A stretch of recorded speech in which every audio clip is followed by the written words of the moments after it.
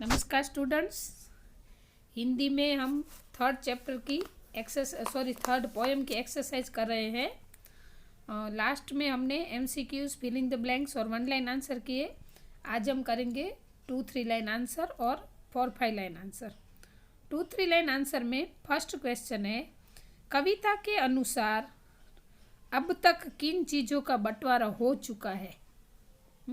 तो आंसर है, कविता के अनुसार अब तक मंदिर, मस्जिद और गिरिजाधर आदि के रूप में भगवान का बंटवारा हो चुका है।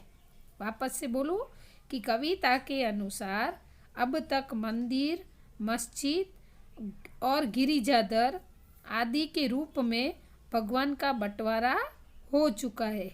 इसी तरह भिन्न भिन्न देशों के रूप में धरती और सागर भी बांट लिए गए हैं। दूसरा टॉपिक क्या आएगा कि इसी तरह भिन्न भिन्न देशों के रूप में धरती और सागर भी बांट लिए गए हैं। आया समझ में? सेकंड है, किसकी मुस्कान को कोई रौंद नहीं पाएगा। तो इसका आंसर होगा, सब जगह समानता का भाव फैलने पर लोगों में परस्पर अपनापन या तो अपनत्व की खुशी होगी, तब कोई किसी पर जुल्म करके मुस्कान को रौंद नहीं पाएगा। वापस से रिपीट करती हूँ, सब जगह समानता का भाव फैलने पर लोगों में परस्पर अपनत्व की खुशी होगी, तब तक कोई किसी पर जुल्म करके मुस्कान को रौंद नहीं पाएगा। इसका मतलब क्या होता है कि जब तक अपनापन रहेगा, हर जगह समानता और अपनापन रहेगा, एक दूसरे के लिए एक दूसरे को मदद करेंगे, कोई किसी पर जुल्म नहीं करेगा, कोई किसी के बारे में बुरा नहीं सोचेगा, तब तक कोई किसी की मुस्कान को रौंद पाएगा नहीं। रौंदना यानी कि पैरों के नीचे कुचलना, उसको रौंदना बोलते हैं। ठीक है। नेक्स्ट है, थर्ड है, हरी भरी धरती को कौन सी परिस्थितियां रेगिस्तान में बदल सकती है। तो इसका आंसर होगा, वर्षा के लगातार अभाव और भूकंप के तेज झटके धरती की हरियाली नष्ट कर सकते हैं। प्रकृति के ये रौद्र रूप हरी भरी धरती को रेगिस्तान में बदल सकते है। वापस से रिपीट करती हूँ, क्वेश्चन भी, हरी भरी धरती को कौन सी परिस्थितियाँ रेगिस्तान में बदल सकती है। तो इसका आंसर होगा, वर्षा के लगातार अभाव और भूकंप के तेज झटके धरती की हरियाली नष्ट कर सकते हैं। प्रकृति के ये रौद्र रूप हरी भरी धरती को रेगिस्तान में बदल सकते हैं। नेक्स्ट है, उजाले को बंदी बनाने का क्या अर्थ है। तो इसका आंसर होगा, उजाले को बंदी बनाने का अर्थ है उसे अपने अधिकार में रखना। इसलिए बिजली की रोशनी अभी धनवानों के घरों में ही दिखाई देती है, गरीब की झोपड़ियों में नहीं। रिपीट करती हूँ वापस से कि उजाले को बंदी बनाने का क्या अर्थ है। तो इसका उजाले को बंदी बनाने का अर्थ है कि उसे अपने अधिकार में रखना। इसलिए बिजली की रोशनी कभी धनवानों के घरों में ही दिखाई देती है। अभी आएगा, बिजली की रोशनी अभी धनवानों के घरों में ही दिखाई देती है, गरीब की झोपड़ियों में नहीं। इसलिए इसका मतलब होता है कि उजाले को बंदी बनाना। फिफ्थ क्वेश्चन है, यह कविता में हमें क्या संदेश देती है। ये कविता, मत बांटो इंसान को, ये कविता हमें क्या संदेश देती है। तो ये कविता विश्व के लोगों को सभी तरह के भेदभाव भूलकर मेल मिलाप से रहने की सीख देती है। इस प्रकार यह हमें विश्व बंधुत्व का संदेश देती है। वापस से रिपीट कर देती हूँ, कि ये कविता विश्व के लोगों को सभी तरह के भेदभाव भूलकर, मेल मिलाप याद नहीं रहता तो एक जुट होकर रहने की सीख देती है, या तो एकता से रहने की सीख देती है। इस प्रकार ये हमें विश्व बंधुत्व का संदेश देती है।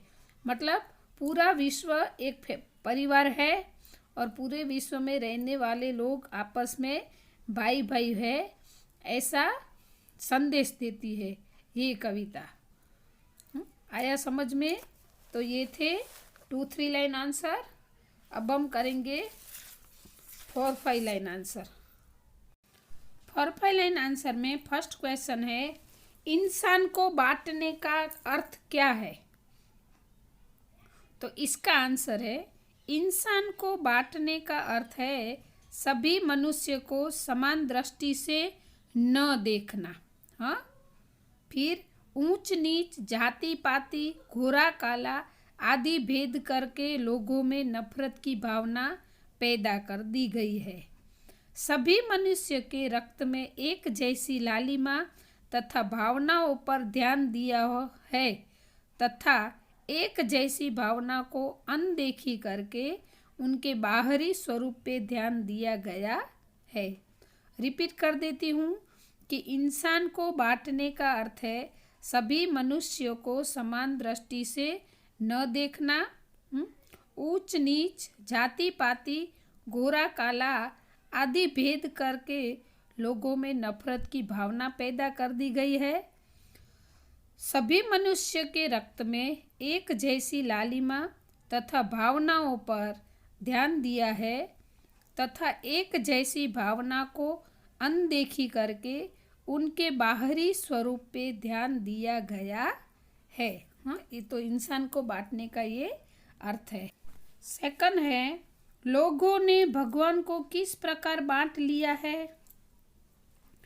तो इसका आंसर है, कुछ लोगों के भगवान मंदिर में तो कुछ लोगों के भगवान मस्जिद में रहते हैं। कुछ लोगों ने अपने भगवान के लिए गिरजाघर बनाए हैं। एक ही भगवान को लोगों ने अलग अलग ढंग से देखा है। वे उनकी अलग अलग तरीके से पूजा करते हैं। इस तरह लोगों ने भगवान को बांट लिया है। रिपीट कर देती हूँ कि लोगों ने भगवान को किस प्रकार बांट लिया है। तो कुछ लोगों के भगवान मंदिर में तो कुछ लोगों के भगवान मस्जिद में रहते हैं। कुछ लोगों ने अपने भगवान के लिए गिरजाघर बनाए हैं। एक ही भगवान को लोगों ने अलग अलग ढंग से देखा है। वे उनकी अलग अलग तरीके से पूजा करते हैं। इस तरह लोगों ने भगवान को बांट लिया है। हम भी जानते हैं ईश्वर एक ही है, फिर भी मंदिर भी, हमारे मंदिर भी कितने, शिव मंदिर अलग, कृष्ण मंदिर अलग, राम मंदिर अलग, हाँ, मस्जिद अलग, चर्च अलग, सब हम जानते हैं कि ईश्वर एक ही है। लेकिन फिर भी हमने ये सबको अलग अलग करके भगवान का भी बंटवारा कर दिया है ना। कोई यीशु के रूप में, अल्लाह के रूप में, कृष्ण के रूप में, राम के रूप में, कृष्ण शिव के रूप में। तो एक ही भगवान का बंटवारा हम सब ने अपने स्वार्थ के लिए कर दिया है। अभी नेक्स्ट क्वेश्चन है नंबर 3, चट्टानों की प्यास कैसे बुझाई जा सकती है?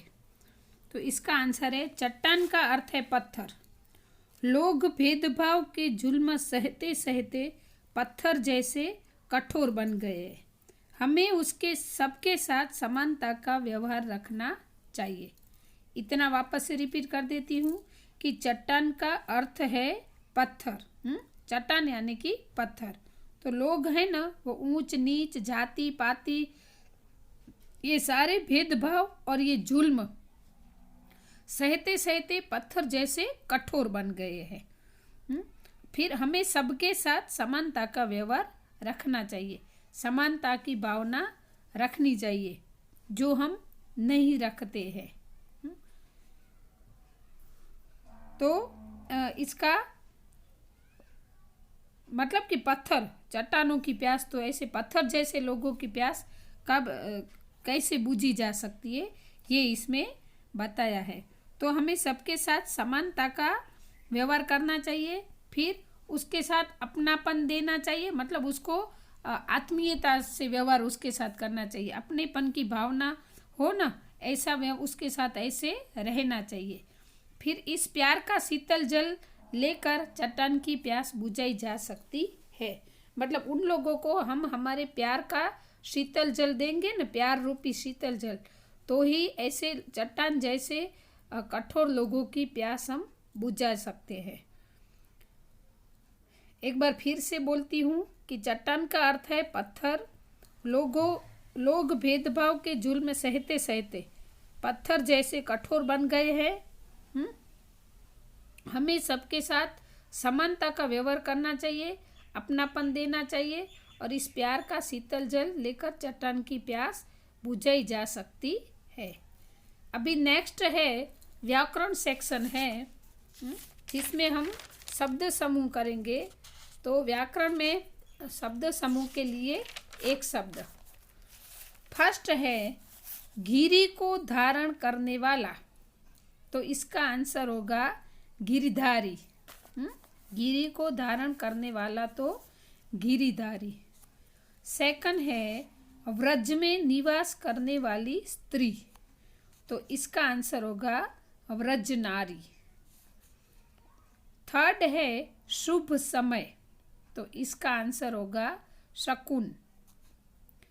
फोर्थ है नई वैज्ञानिक खोज, तो इसका आंसर होगा आविष्कार।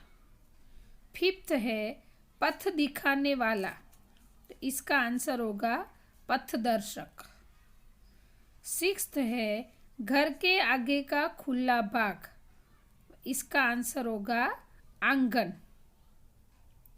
सेवंथ है घर में अन्न आदि रखने का स्थान, तो इसका आंसर होगा भंडार। 8 है साथ में रहने वाला, तो इसका आंसर होगा सहचर। 9th है जिस पर भरोसा हो, तो इसका आंसर होगा भरोसेमंद। और 10th है जो दिखाई न देता हो, तो इसका आंसर होगा अदृश्य। तो ये था हमारा आज का व्याकरण का टॉपिक। तो स्टूडेंट्स, आज के वीडियो में हमने 2-3 लाइन आंसर्स, 4-5 लाइन आंसर्स और ग्रामर सेक्शन में शब्द समूह के लिए एक शब्द, ये 3 टॉपिक हमने किए हैं। आपको ये सारा वर्क आपकी अपनी नोटबुक में, हिंदी की नोटबुक में कंपलसरी लिखना है। हाँ, तो ये वीडियो अभी हम यहाँ पे पूरा करते हैं। अभी नेक्स्ट वीडियो में मिलेंगे नेक्स्ट चैप्टर, अगले चैप्टर के साथ। अस्तु।